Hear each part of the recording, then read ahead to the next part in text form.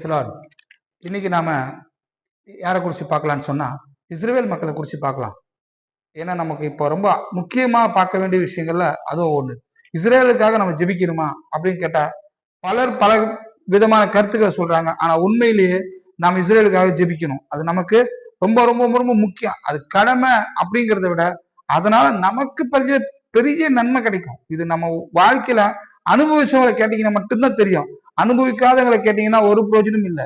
அதை அனுபவிக்கிறவங்க உண்மையிலே இஸ்ரேலுக்காக ஜெபிக்கிறதுனால தங்களுக்கு எத்தனை ஆசீர்வாதங்கிறத அனுபவிச்சவங்களை கேட்டீங்கன்னா நிஜமா தெரியும். நான் ஜெபிச்சிருக்கேன் ஐயா, அதனால பல ஆசீர்வாதங்கள் எனக்கு கிடைச்சிருக்கு. நிச்சயமாவே சொல்றேன். என் வாழ்க்கையில அனுபவிச்சதுனால தான் உங்களுக்கு நான் சொல்றேன். அது மட்டும் இல்லாம நம்ம ஜெபிக்க வேண்டியது நம்ம கடமைங்கிறதையும் நான் இப்போ உங்களுக்கு நான் வசனத்தின் மூலமாக சொல்றேன். இந்த காலகட்டத்துல இருக்கிற நடவடிக்கைகளை பார்த்து உங்களுக்கு நான் சொல்றேன். பாருங்க, கர்த்தர் மிக தெளிவா சொல்லியிருக்கிறாரு. அபிரகாமையா கிட்ட உன் சந்ததியை நான் ஆசீர்வதிப்பேன்னு சொன்னார். அவருடைய சந்ததி தான் இஸ்ரேல் சந்ததி இல்லைங்களா? நாம காட்டு ஒலிவு மரமா இருந்து அவருடைய ஒலிவு மரத்துல ஒட்ட வைக்கப்பட்டோம். இயேசு கிறிஸ்து ஒரு யூதர் தானே. அப்ப அவருக்குள்ள நம்ம ஒட்ட வைக்கப்பட்டவனா இருக்கும். சரிங்களா? இப்ப பாருங்க, ஆதியாகமம் 12ஆம் அதிகாரம் 3ஆம் வசனத்துல உன்னை ஆசீர்வதிக்கிறவர்களை நான் ஆசீர்வதிப்பேன், உன்னை சபிப்பவர்களை நான் சபிப்பேன்னு சொன்னார். அப்ப அந்த ஆசீர்வாதம் இன்னைக்கு வரைக்கும் அவங்களுக்கு தொடரும். அது நமக்கு மட்டுமே சொந்தம், அவங்களுக்கும் சொந்தம். அதாவது அவங்களுக்கு தான் பெரிய அளவுல சொந்தம், நமக்கும் சொந்தம். இப்போ அன்னைக்கு சொன்ன இப்போ ஏசாயால இருக்கிற ஆசீர்வாதம் யாருக்கு சொன்னாரு? எரேமியால இருக்கிறது, எசேக்கியேல்ல இருக்கிறது, சங்கீதத்துல இருக்கிறது, இப்படி வேதத்துல இருக்கிற ஆசீர்வாதங்கள்லாம் முதல்ல யாருக்கு சொல்லப்பட்டது இல்லைங்களா? அது இஸ்ரவேலர்களுக்கு தான் சொல்லப்பட்டது. அப்போ அவங்களுக்காக சொல்லப்பட்ட ஆசீர்வாதம் தான் இன்னைக்கு நமக்காகவும் அது வேலை செய்யுது. இதுதான் உண்மை. சரிங்களா? அப்ப நமக்காக அது வேலை செய்யும் போது அவங்களுக்கு அது எவ்வளவு அதிகமா வேலை செய்யும். கரெக்ட் தானுங்களா? யோசிச்சு பாருங்க. ஏன்னா சரி, அது மட்டும் இல்லாம இஸ்ரவேலர்கள் நீங்க எப்படி இருக்காங்க தெரியுங்களா? அவங்க வெறும் மாம்ச பலத்துல மட்டும்தான் இருக்காங்க. அவங்களுக்குள்ள ஆவியானவர் இல்லை. ஏன்னா ஆவியானவர் நம்ம மேல பொழியப்பட்டிருக்காரு. நல்லா தெரிஞ்சு ஒரு 2000 வருஷமா பெந்தகோஸ்தே நாளாண்டுக்கு பொழியப்பட்ட ஆசீர்வாதம் நம்ம மேல புறஜாதிகளுக்காக நம்முடைய காலம் நிறைவேறணுங்கிறதுக்காக நமக்காக பொழியப்பட்டிருக்காரு. இப்போ ஆவியில அனல் இல்லாம இருக்கிறாங்க யாரு? இஸ்ரவேலர்கள். ஆனா 2000 வருஷம் 3000 வருஷமாவும் இன்னையில இருந்து 3000 வருஷத்துக்கு முன்னாடி என்னெல்லாம் சொன்னாங்க தேவன், அதை இன்னைக்கும் கடைபிடிக்கிறாங்க. ஒரு நிமிஷம் அதை யோசிச்சு பாருங்க. இப்ப சமீபத்தில் நடந்த யுத்தத்துல இஸ்ரவேல் எல்லாரும் சண்டைக்கு போயிருக்காங்க. அங்க யுத்த களத்துக்குள்ள குண்டு விழுந்துட்டு இருக்கு. நான் அந்த வீடியோ உண்மையிலே பார்த்தேன். ஒரு குண்டெல்லாம் விழுந்துட்டு இருக்கு. இங்க ஒரு குரூப்பா சேர்ந்து தேவனை துதிச்சு பாடி சந்தோஷம். அப்படி குண்டு விழும்போது அப்படி பண்ணிட்டு அப்ப கூட அந்த தேவனை துதிச்சு பாடி ரவுண்ட் அடிச்சு தேவனை துதிக்கிறதுல அவ்வளவு சந்தோஷமா இருக்காங்க. அத்தனை அற்புதமா தேவனை துதிச்சாங்க தெரியுங்களா? வேதம் வாசிக்கிறாங்க. இப்பவும் அவங்க தேவனுக்கு உண்மையா இருக்கிறாங்க. அதாவது தேவனுக்கு பிரியமா இருக்கணும்னு ஆசைப்படுறாங்க. தேவனை உண்மையா பற்றிக்கணும். தேவனை அந்த பிதாவாகிய தேவனை வேற தேவனை அவங்க இன்னைக்கும் திரும்பி பார்க்கல. வேதத்துல சொல்லப்பட்ட எல்லா சட்ட திட்டங்களையும் அவங்க இறுக பிடிச்சிட்டு இருக்காங்க. ஆனா எதை வச்சு மாம்ச பலத்துல செய்யறாங்க. அங்க குண்டு விழுது ஜெபம் பண்றாங்க. அப்புறமா இவங்க போய் சண்டை போட்டிருக்கவங்க தெரியும், அவங்க ஜெபம் பண்றாங்க. அவங்க அப்போ தேவனை எத்தனை வைராக்கியம் இன்னைக்கு தேடுறாங்க. நம்ம அந்த சுச்சுவேஷன் தான் நம்ம தேடுவோமா? யோசிச்சு பாருங்களேன். அப்போ இன்னைக்கு அவங்க மாம்ச பலத்திலையும் தேவனை விடல. எந்த சந்ததியும் கலக்காம இன்னைக்கு வரைக்கும் அதே சந்ததியா இருக்கிறாங்களே. யோசிச்சு பாருங்க. அது மட்டும் இல்லாம கடைசி காலத்துல நான் இஸ்ரவேலை திரும்பமா எழுப்புவேன்னு சொன்னார். அப்ப அந்த இஸ்ரவேல் இருந்தா தானே எழுப்புவாரு. அது இன்னைக்கு அந்த இஸ்ரவேல் இருக்கு. அப்ப வசனங்கள் கடைசி காலத்துல அத்திமரத்தை துளிர்விடுவதை பாருன்னு சொன்னார். யார சொன்னார்? இவங்கள தானே சொன்னாரு. இன்னைக்கும் கடைசி காலத்துல எருசலேம் தத்தளிப்பின் பாத்திரமா வைப்பேன்னு சொன்னார். இன்னைக்கு எருசலேமா தானே இன்னைக்கு தத்தளிப்பின் பாத்திரமா உலகமே தத்தளிச்சது இருக்கு இல்ல, யுத்தம் பயங்கரம் சொல்லி. அப்ப இன்னைக்கும் தேவன் அவங்கள விடவே இல்லை. அவங்கள ஒரு பக்கமா வச்சிருக்காரு. ஏன்? அவங்க செஞ்ச பாவம் என்ன? இயேசு கிறிஸ்துவ அவங்க ரிஜெக்ட் பண்ணனால வந்த பாவத்தை அவங்க அனுபவிக்கிறாங்க. அவ்வளவுதான். ஆனா உண்மையிலே இஸ்ரவேலுக்கு நீ கெட்டவரானா உலகமெல்லாம் கெட்டவங்க இல்லைன்னு சொல்ல. நமக்குள்ள எத்தனை கெட்டவங்க இருக்காங்க? ஊழியக்காரக்குள்ள எத்தனை கெட்டவங்க இருக்காங்க? தள்ளி விட்டார தேவன். ஆனாலும் அவங்களை நேசிக்கிறாருல்ல. அப்ப நம்மளே நேசிக்கும் போது அவங்களை நேசிக்க மாட்டாரு. காட்டு ஒலிவு மரத்தையே நேசிக்கிற தேவன் ஒலிவு மரத்தை நேசிக்க மாட்டாரா? நல்லா யோசிச்சு பாருங்க. அது மட்டும் இல்ல, வேதத்துல இருக்கிற எல்லா வாக்குத்தத்தங்களும் அவங்களுக்காக கொடுக்கப்பட்டது. அது அப்படியே நமக்கும் சேர்த்து தந்துட்டாரு. அப்ப அவங்களுக்கு இல்லாமையா நமக்கு கொடுத்துட்டாரு.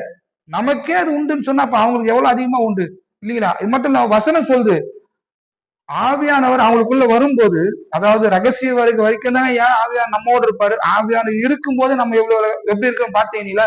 ஆவியானவர் இல்லைன்னா என்ன ஆகும் யோசிச்சு பாருங்க. ஆனா ஆவியானவர் அவங்க கிட்ட இல்லை இன்னைக்கு.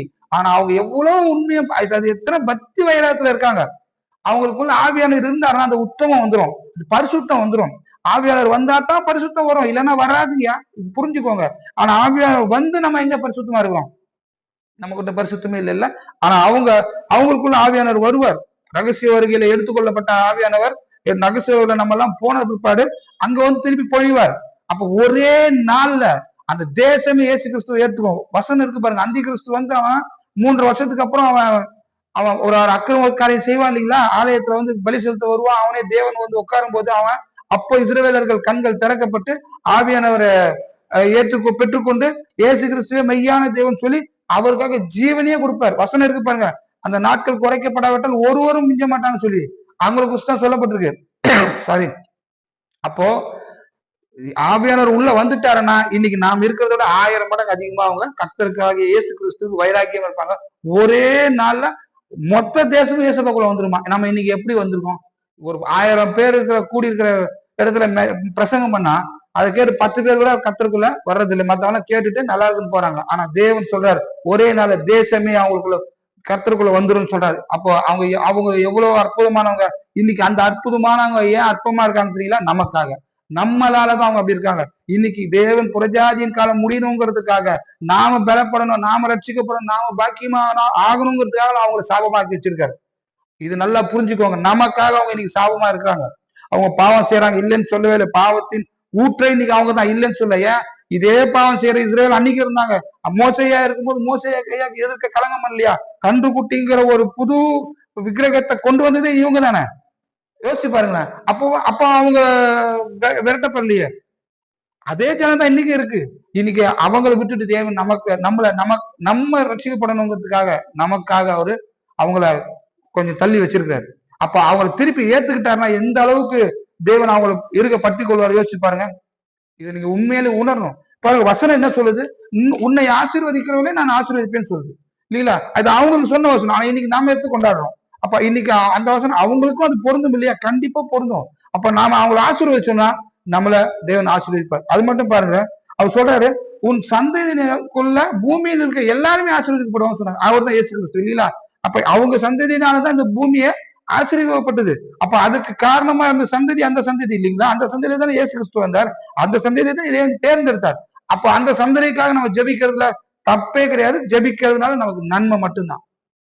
அப்புறம் பாருங்க, இஸ்ரவேல் தேவனோடும் மனிதனோடும் போராடி வெற்றி கொண்டான். உண்மையிலே இப்ப பாருங்க, அன்னைக்கு யாக்கோபையா போராடி வெற்றி கொண்டார். இன்னைக்கும் அவங்க இன்னைக்கு மனுஷனோட போராடி கண்டிப்பா ஜெயிச்சிருவாங்க.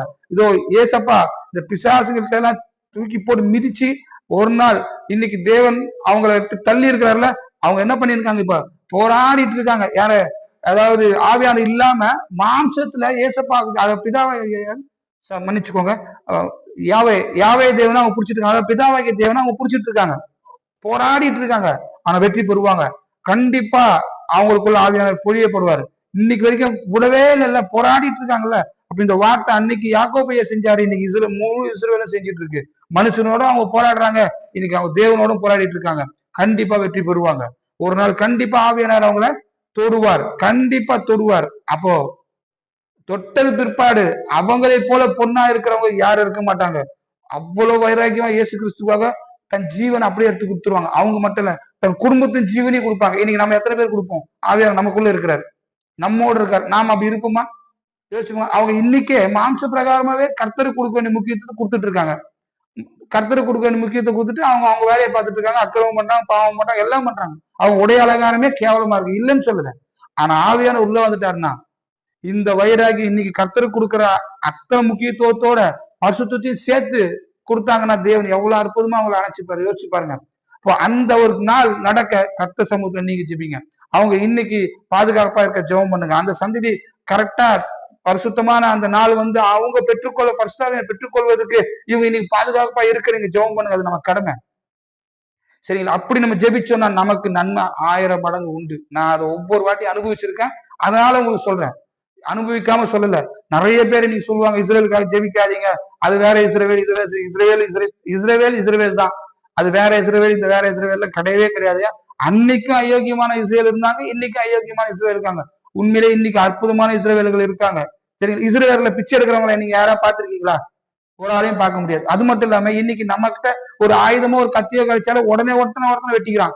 இன்னைக்கு நல்லா தெரிஞ்சுக்கோங்க, இஸ்ரேல் தேசத்துல இருக்க மக்கள், இஸ்ரேலர்கள் எல்லாரும் பிறந்ததுல இருந்து அதே தேசத்துல இருந்தவங்க இல்ல, எந்தெந்த தேசத்துல இருந்தோ வந்து சேர்ந்த அவங்க இன்னைக்கு ஒத்துமையா இருக்கிறாங்க. ஒண்ணு தெரிஞ்சுக்கோங்க, அவங்க அத்தனை பேர் கையிலயும் பல பெரும்பாலான ஆயுதம் இருக்கு, துப்பாக்கி இருக்கு. ஆனா ஒருத்தர் சுட்டுக்கிறாங்களா? எங்கேயாச்சும் அப்படி ஒண்ணு கேள்விப்பட்டோமா பாருங்க. ஆனா இங்க எங்கேயோ ஒரு ஆயுதம் கிடைக்குது, அதை அடுத்த வெட்டிட்டு இருக்கான். ஆனா அங்க அது அப்போ அவங்களுக்குள்ள இருக்கிற அந்த ஒரு சகோதரத்துவம் மாறவே இல்லைங்க.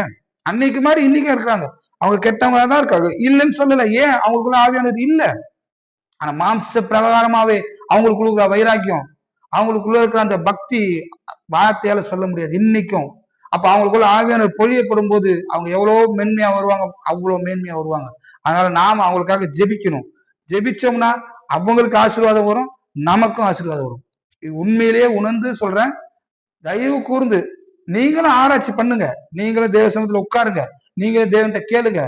தேவர் ஒரு நாளும் அவங்கள தள்ளுன்னு சொல்லவே மாட்டார். நம்மளே தள்ளாத தேவன் அவங்களை எப்படி தள்ளுவார் இல்லைங்களா? கண்டிப்பா அவங்கள சேர்த்துப்பாரு. அப்போ நீங்க ஜெபிப்பீங்க.